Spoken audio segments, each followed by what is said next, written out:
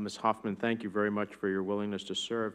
I want to pursue something that is very important to the people of New Jersey, and that's the Energy Policy Act of 2005 that authorized the DOE to conduct a national electric transmission congestion study, and based on that study to designate national transmission corridors. In 2007, the Department conducted such a study and designated all or part of Ohio, West Virginia, Pennsylvania, New York, Maryland, Virginia, Delaware, the District of Columbia, and New Jersey a transmission corridor. It's an enormous area that really doesn't strike me as a corridor. I don't think that all those states would consider themselves, as in the context of the country, all of that as a corridor. Nor does it seem necessary given the fact that DOE's congestion study stated in the Eastern Interconnection, quote, a relatively small portion of constrained transmission capacity causes the bulk of the congestion cost that is passed through to consumers. This means that a relatively small number of selective additions to transmission capacity could lead to major economic benefits for many consumers, close quote.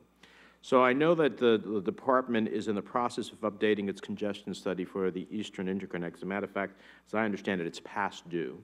So my first question is, what is the status?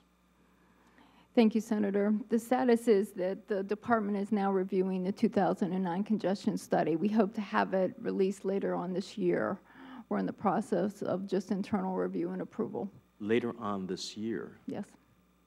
How late are we talking about? My assessment of the review process probably will be late spring, early summer. Late spring. Will it attempt to narrow the enormous transmission corridor that's been designated for the eastern United States? Senator, the congestion study is a study of congestion in the United States. So the 2009 study that we are working on is looking at where there are congested areas as part of our transmission and distribution network. The identification of congestion in the United States is really the identification of where there are problems in the United States. So with the congestion study, what we would like to do is make sure that we are identifying the problems that are in the United States with the ability to bring generation to demand. As we identify the congestion in the United States, there are multiple solutions that we'd like to look at in relieving congestions. Congestion can be eliminated by demand response and energy efficiency. It also can be alleviated by on-site generation, as well as transmission. So the congestion study that will be released for the 2009 congestion study will look at where there are problems in the United States for potential solutions. Once that congestion study is released, we will have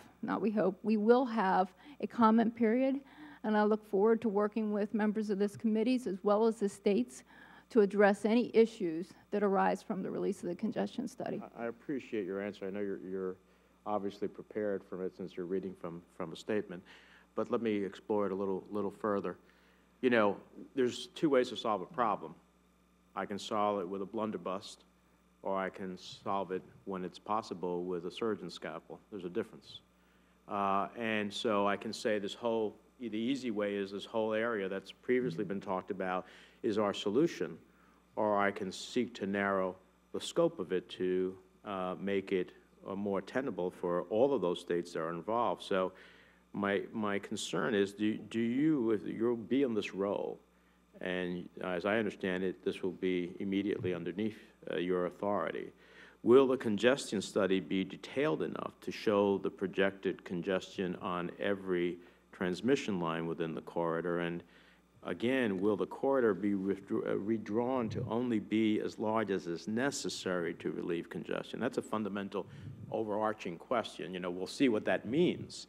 But the question is, if we're just going to take it and say, well, it's easier to have this big swath, that to me is not a responsive answer. I want to know that we are going to be able to look at this and say what is necessary for the transmission, but let's not just make it the easiest way, which means cutting through all of these states. I mean, it's just pretty amazing to me. I understand your perspective.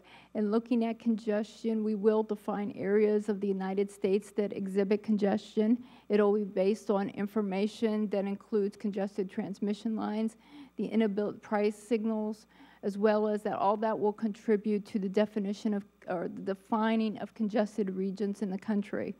The corridor designation does not occur until after, may or may not occur until after the congestion study is released and there is comments on the congestion study. If I may, one last final question, Mr. Chairman, and I think I'd like to have a conversation with you outside of the hearing to get a better sense of this before I make a judgment here. But will the study reflect the recent decrease in electricity demand due to the economic downturn and the energy conservation gains from the Recovery Act, or is that outside the scope of the study? The data baseline for the study may have just started the analysis of when the economic downturn has occurred. We will go back and take a look at that and make sure that that is reviewed. Okay, well, I appreciate your answers. I'm still somewhat unsettled, to be honest with you, and I look forward to an opportunity to have a conversation. I look forward to the conversation. Thank you, Senator.